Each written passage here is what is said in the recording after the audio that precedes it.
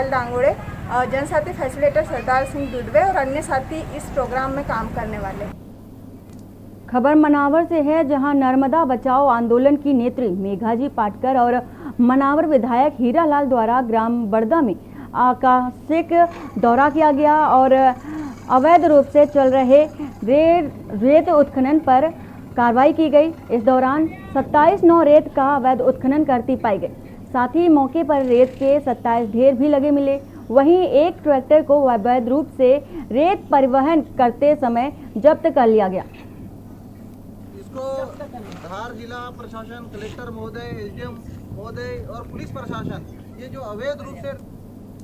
और लखनऊ से खबर आ रही है, सीएम योगी आदित्यनाथ को दिल्ली बुलाया गया है। सीएम योगी आदित्यनाथ का दिल्ली दौरा।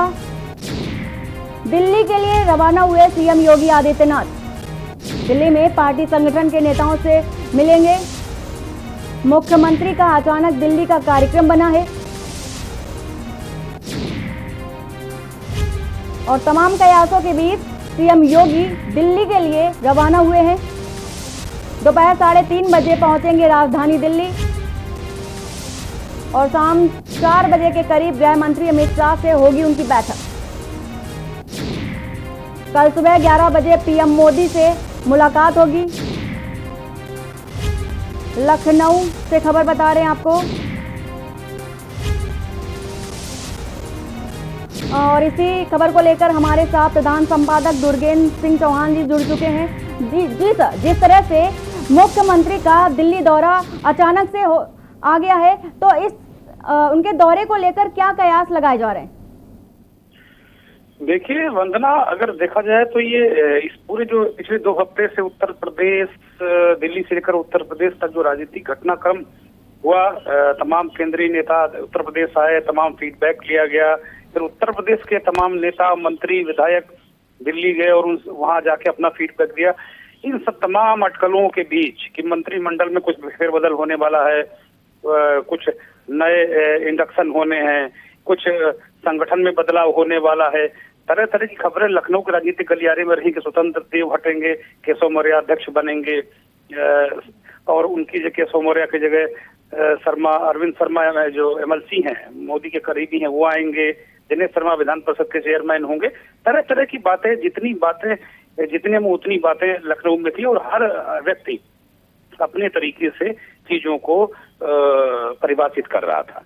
लेकिन 2 दिन से जब ये साफ हो गया कि अब उत्तर प्रदेश में फिलहाल अभी कोई बदलाव नजर नहीं आ रहा है, जो लोग नेतृत्व परिवर्तन का सवाल उठा रहे थे, भारतीय जनता पार्टी के अंदर ऐसे कम से कम आधा दर्जन मंत्री हैं, उसमें 3 मंत्री जो ब्राह्मण हैं वो लगातार इस बात को सवाल उठा रहे थे, लगातार सोशल मीडिया पर और मुख्यमंत्री को पत्र लिखकर पत्रों के बहाने मुख्यमंत्री पर निशाना साध रहे थे।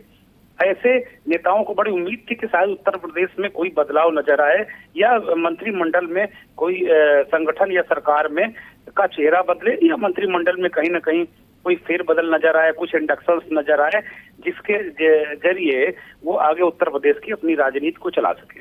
एक बात तो तय है वंदना कि उत्तर प्रदेश के मुख्यमंत्री योगी आदित्यनाथ विद ऑनेस्ट मुख्यमंत्री हैं और उनकी ईमानदारी पर कोई संदेह नहीं, ना संदेह है, ना कोई सवाल उठा सकता है इस पर। तो एक जो सबसे बड़ा प्लस पॉइंट है, कोई ईमानदार हैं, डेडिकेटेड हैं, जनसेवा के लिए निकल कर आते हैं, उत्तर प्रदेश के करोड़ों करोड़ लोगों के लिए निकलकर उन्होंने काम किया है, इसमें कहीं कोई संदेश नहीं। सबसे बड़ी बात है कि जो एक सत्ता तंत्र के एक भ्रष्ट लॉबी क्रिएट होती है, उस लॉबी को उन्होंने बनने नहीं दिया, क्रिएट नहीं होने दिया।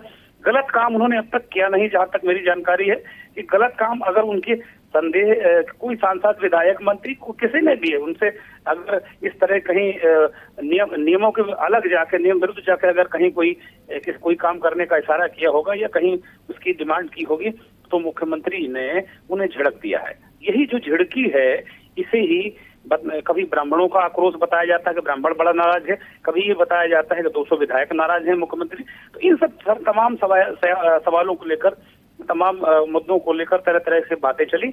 अब फाइनली आज 3:30 बजे मुख्यमंत्री दिल्ली पहुंचेंगे और उसके बाद वो आज अमित शाह से मिलेंगे। अमित शाह भारतीय जनता पार्टी के रणनीतिकार हैं, उत्तर प्रदेश प्रभारी भी हैं, उत्तर प्रदेश में उनकी सक्रियता फिर बड़ी है। तो अब अमित शाह से मिलेंगे।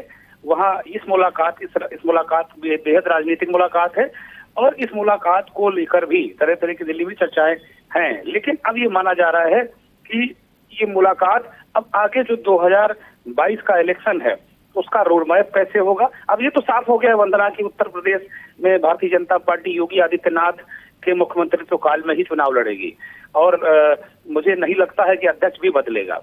तो अब जो स्थितियां हैं, अब आगे की बात हो गई कि अब जो बीत गई वो बात गई कुल मिला के। अब आगे की बात है, आगे कैसे किया जाए। कल जितेंद्र प्रसाद भारतीय जनता पार्टी में आए, हो सकता है उनको लेकर वो कोई चर्चा हो, उनकी भूमिका को लेकर कोई चर्चा हो। और इसके बाद कल योगी आदित्यनाथ प्रधानमंत्री से मिलेंगे सुबह 11 बजे। ये लंबे समय बाद प्रधानमंत्री की उनकी मुलाकात होगी। तो ये भी देखने वाला होगा कि क्या भाव भंगिमाएं रहती है दोनों नेताओं की, क्योंकि अंदर की बात निकल कर नहीं आती है, लेकिन जो भाव भंगिमाएं हैं, जो बॉडी लैंग्वेज है नेताओं की, वो बहुत कुछ बता देती है। तो कल जो शारीरिक भाषा होगी दोनों नेताओं की, ये देखने लायक होगी वंदना। दूसरा मसला है कि जो संगठन को लेकर जेपी नड्डा से मिलेंगे कल, जेपी नड्डा से उनकी मुलाकात होगी और हो सकता है कि राजनाथ सिंह से भी योगी आदित्यनाथ जाकर दिल्ली में मिलें। दिल्ली में जो रहेंगे तो निश्चित तौर पर मुझे लगता है कि राजनाथ सिंह से मिलेंगे। तो इस तरीके के राजनीतिक जो हलचलें हैं, जो घटनाक्रम है, वो अभी तेज हुआ है और मुझे लगता है कि कल तक ये चीजें हमें नजर आएंगी। हो सकता है कि संगठन को लेकर कोई रणनीति बने, सरकार को लेकर कोई रणनीति बने और ये कहा जाए कि ठीक है, अगर जरूरी है, अगर किसी वर्ग या किसी जाति का संबंध